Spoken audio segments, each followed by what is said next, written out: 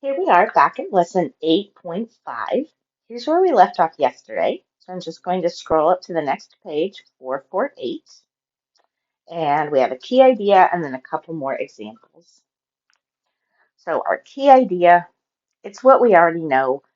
Personally, I think this sentence just makes it more confusing. Basically, factors, zeros, let's see, dealing with factors and zeros. If you have x minus 5 equals 0, and maybe you have another one, x plus 4, I don't know. And we know that these are x-intercepts, or the reason they're called zeros is because we set everything equal to 0. Our y is 0. So when we use the zero product property, and we set that equal to 0, we wind up with x equaling the opposite of whatever this number is. So it's negative 5, x equals 5. This is negative 4, this is 4, x should equal negative 4. X plus 4 equals 0. We subtract 4 from each side, and x equals negative 4. So in case you hadn't noticed that pattern already, this is how we got the P and Q being our x-intercepts, and how we can look at factor form or intercept form and know the intercepts without having to actually do this math right here. All right, so finding zeros of functions. When we graph, that's when we really call them x-intercepts. To find the zeros, all we're doing is factoring and then setting each term that's being multiplied equal to 0 and solving. But we know now, because of what we looked at right here, we don't actually have to set them equal to 0 and solve them. We know it's the opposite of whatever that number is. All right, so let's look here. A, and I'm going to come over here. F of x equals 2x squared minus 10x minus 12. And this is A. So first we're going to factor. And the first step in factoring is making sure that we look for a greatest common factor. Is there a greatest common factor with 2x squared, negative 10x, and negative 12? Hopefully you said yes. Hopefully you think it's 2. 2 times what is 2x squared? 2 times x squared is 2x squared. 2 times what is negative 10x? 2 times negative 5x is negative 10x.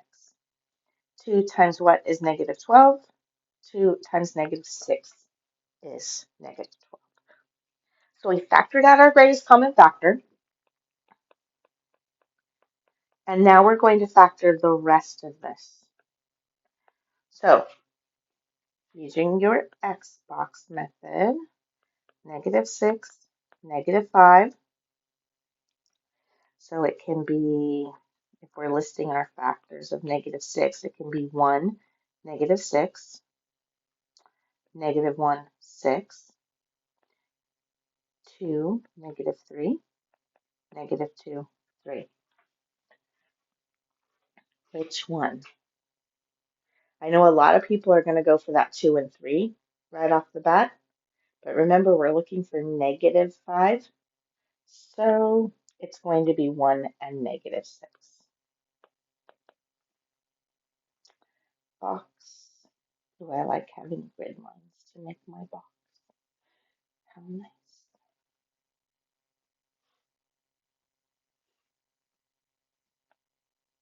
Except for some reason it's going to be square instead of a rectangle. All right, x squared, negative 6, negative 1, nope, nope, nope, nope. 1x, negative 6x. So this is going to be x, 1, negative 6. So we add x plus 1, x minus 6, and we can see right off the bat that our x-intercepts are the opposites of whatever these numbers are. That's not going to show up. I'll do pink. So this is positive 1.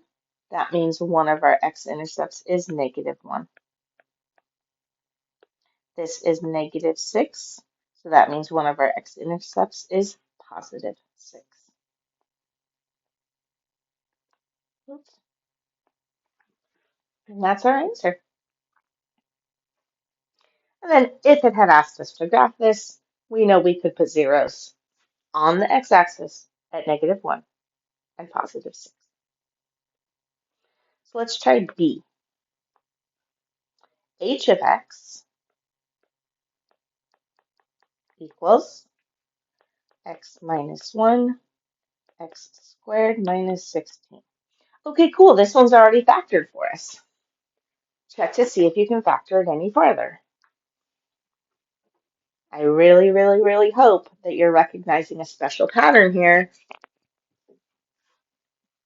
X squared minus 16 is the difference of squares. So h of x equals x minus 1 times x plus 4, x minus 4. And we know that our x-intercepts are going to be the opposites of all the numbers in here. The opposite of negative 1 is positive 1. The opposite of 4 is negative 4. And the opposite of negative 4 is 4. See how nice those special patterns are? We don't have to do any thinking to do our factoring. I'd like you to try one on your own. I would like you to try number 8 on your own from the gray box. So pause the video, try number 8 on your own, and then come back here and you can see it worked out. Pause now. Welcome back. We're going to do number 8, which was g of x equals 3x squared minus 12x plus 12. We do have a greatest common factor, so we factor out 3, and we get 3 times x squared minus 4x plus 4.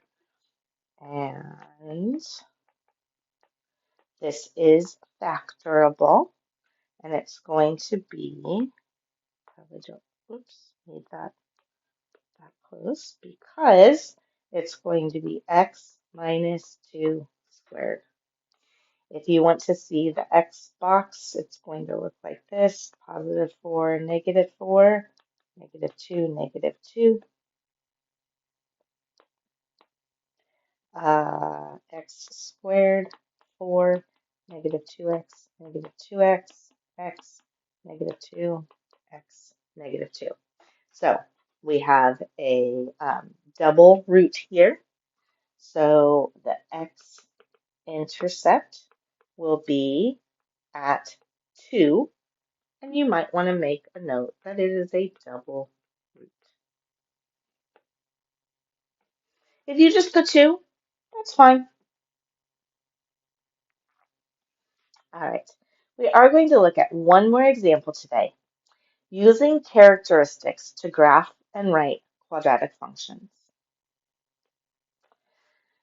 When we have an equation, a quadratic equation, we can graph it. We know that. And now we have another way that we can graph it by putting it into intercept form, or basically factoring it and graphing the x-intercepts. Okay, so here we have an equation, a quadratic equation. H of x equals x squared minus 2x minus 3. And that is in standard form. Now, what do we know when we have a quadratic equation in standard form? We know that c equals the y-intercept. So we know that the y-intercept in this case is negative 3. So that means we can put a point at 0, negative 3. Now, when we factor this, we'll be able to find the x-intercepts.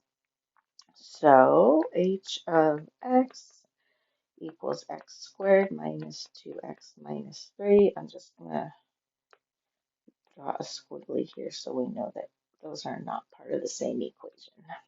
Okay, so h of x, if we factor this, it's going to be x minus 3x plus 1.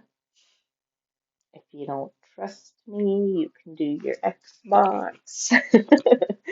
-3, -2. It's going to be -3 and +1. X squared, -3, -3x, 1x, x, -3, and 1. All right, so factor form is x minus 3, x plus 1. So we know we have x intercepts at 3 and -1. So we have points that are at 3, 0, -1, 0, and 0, -3. And we can plot all of those. Here's -1, 0. Here is 3, 0. And here is 0, 3. Now, your book says use those 3 points to graph. I 1,000% disagree with this. We are not precise enough in graphing as human beings with paper or an iPad, and we could not get the vertex where it needs to be from looking at x-intercepts and the y-intercept. So I strongly, strongly, strongly urge you to actually find the vertex. When we find the vertex, we're going to do negative b over 2a. That's going to give us our x value. B is -2. So the negative of -2 is 2. 2 times 1. 2 divided by 2 is 1. Now we plug 1 back into the equation. 1 squared minus 2 times 1 minus 3. That's 1 minus 2 minus 3. That's -4. So our vertex is at 1, -4. And once you've graphed the vertex and your x-intercepts, then you can graph your parabola. And having that y-intercept is just kind of extra security to see that our parabola is going in the right place. So please don't try to graph from a y-intercept and the x-intercept. Always graph from the vertex and the x-intercepts.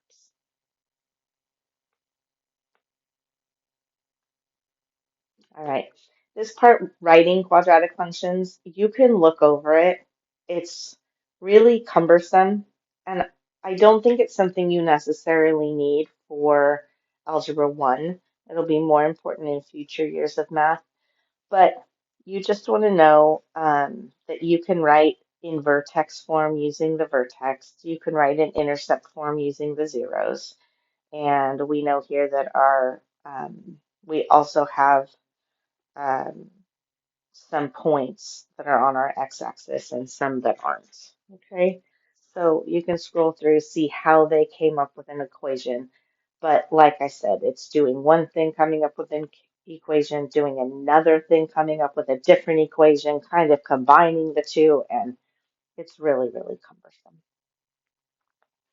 That brings us to, we won't worry about this one, example 7 and 8. We are skipping cubic functions is not a standard. No cubic functions, not a standard for us, and we don't need to worry about example 5. Okay. So 8.5, day 2 is your assignment in Big Ideas. We just have one more lesson left in this chapter on graphing quadratics. Remember to let me know if you have any questions. I'm happy to answer them for you.